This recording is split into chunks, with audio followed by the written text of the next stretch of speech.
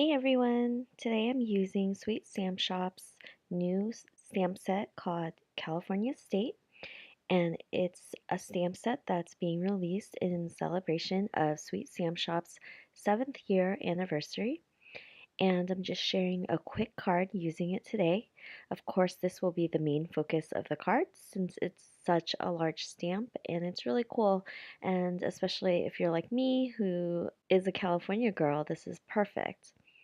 So I'm starting out on Canson XL watercolor paper, and I'm stamping this large stamp using VersaFine Onyx Black ink. So I had used my anti-static powder tool to cover the surface of the watercolor paper and then stamped it up using that ink. And I'm going to go ahead and heat emboss that. I don't like black embossing powder, so I just choose to use a black ink with a clear embossing powder instead. I also decided I wanted to try out a second card with gold embossing powder. So I'm using Versamark ink to do this, and you'll see some of the residue, but it's fine because it's covered up by gold.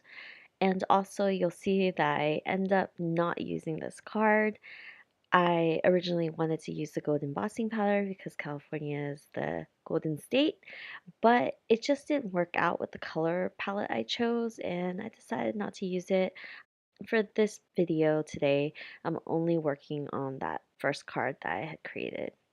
So once I had heat embossed everything, I'm going to go ahead and mask off the edges using the Molotow masking pen. And this just helps me mask off the areas where I don't want any watercolors.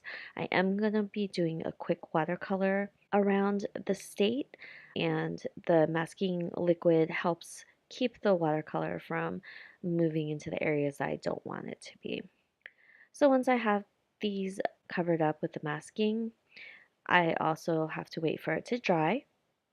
It takes a bit of time, so I just worked on another project while I was waiting for it to dry. And I'm just going to tape it down so that the paper doesn't curl while I watercolor on it. It ended up curling. I think I just didn't tape it down well enough. And you know what? It's fine. Sometimes things just don't work out, but I already heat embossed, masked it, and I just want to keep moving on. So first I put a wash of water around the edge of the state, and I'm just adding dabs of colors. So for the first one with the gold heat embossing, I decided to go with purple and pink. And I'm just trying to alternate the colors and using different shades of it. So there's the contrast of the color. And I'm moving on to the second one, and I'm doing the same exact thing. I already have water around the edge of the state, and I'm using blues and greens for this one. And for some reason, the blue and green ones became a little bit more softer as I was using it, where the purple and pink kind of had harsh lines. And I really liked how it looked on this side. So I'm also using a heat tool because I just did not have the patience to wait. I just wanted to make a quick card, but I wanted the colors vibrant. And usually with the watercolors that I'm using, this is the set from Michaels. It's super cheap. It's very reasonably priced.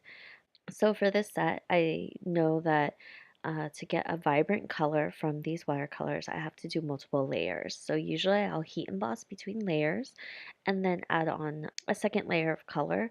Sometimes I'll even move to a third, but for this particular card, I did 2 layers on both sides, and it was vibrant enough. I think I concentrated the colors enough on the card that it's pretty vibrant.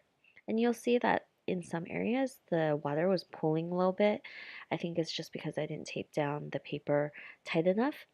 So it did kind of curl in certain areas and it pulled up. But I decided that I was okay with how it looked. And so I used the heat gun again to help with the drying process. I'm using an adhesive remover to remove the masking fluid from both of the cards, and once I revealed the gold one, I just didn't really like it. I thought that it looked too light and the contrast wasn't there. But for the blue and green one, I really liked how the border stood out because it was in black ink, and so I focused on this card for my main card today. Once I finish removing all the masking fluid, I'm going to go ahead and color this in using Zig Clean Color Real Brush markers. And because the images within the state are pretty small, I'm not doing much blending at all. I'm just focusing on the little areas to make sure everything is colored in. In retrospect, I probably should have colored the majority of the state first because I used a lighter color and then went back in with the darker colors for the little mountains and the trees because I kind of blended in the colors from the trees into the main part of the state, as you'll see later. And it's not super noticeable. I didn't think it was a big deal. Normally, that's something that would really bug me, but for some reason, it just kind of looks cool. I wanted to add some pops of colors, so I'm using purple for the big flower and then yellow for the smaller flower. I also wanted to incorporate some fall into this card. I know it's a little early, it's only August, but I really love when the leaves change. So I added some green leaves and some orange yellowy leaves. And so for the main part of the state, I'm using a flesh color tone, and you'll see that it's pretty easy to color in quickly. The brush markers really allow you to do that. But also, it did bleed with some of the colors that I already had put down, especially right here around the trees, but it looked fine. So once I finished coloring this up, I'm going to trim down the card. I was debating whether I just wanted to put this on a card base, but I decided that a black trim border would look great. It would kind of match the black ink that I used for the stamp itself and really tie the card together. So I'm trimming this down about a quarter of an inch total on each side, and I think it really finishes off the card. So once I have that ready, I'll use my ATG gun just to tape it down. I make sure to also put adhesive in the middle area because of the fact that this watercolor paper did curl a little bit when I was coloring. So I just want to make it as flat as possible. But that's it for today's card and for celebrating Sweet Sam Shop's 7th year anniversary. They also have a sale going on where you get 25% off the entire store. There are some exclusions, but with the promo code CAKE25, you should get a really good deal on these stamps. I'll also put down the promo code in the description box below. And I hope you enjoyed today's card, and I'll see you guys next time. Bye.